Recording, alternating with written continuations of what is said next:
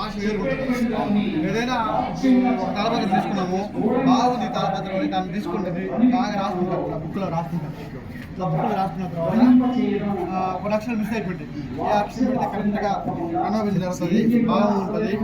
అలా మొత్తం కంప్లీట్ అయిన తర్వాత అప్పుడు టైప్ చేపిస్తారు. టైప్ చేపించి బుక్ రూపంలో తీసుకొస్తారు. బుక్ రూపంలో తీసుకు రిలీజ్ చేసి మార్కెట్ ఎందుకంటే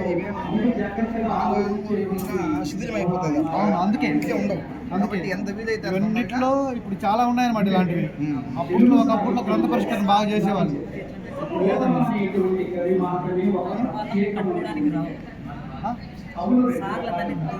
ఏం కాదు, తీసుకోండి ఫోటో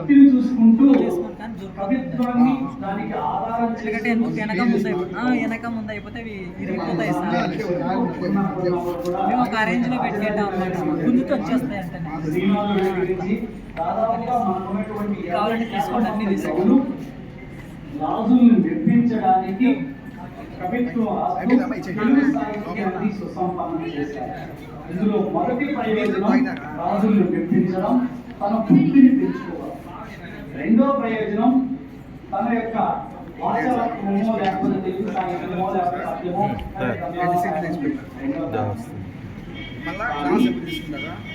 తెలుగు సాహిత్యంలో ఒక 4-5 మంది కవులు కవిత్వం రాసింది కేవలం కోసం కాదు.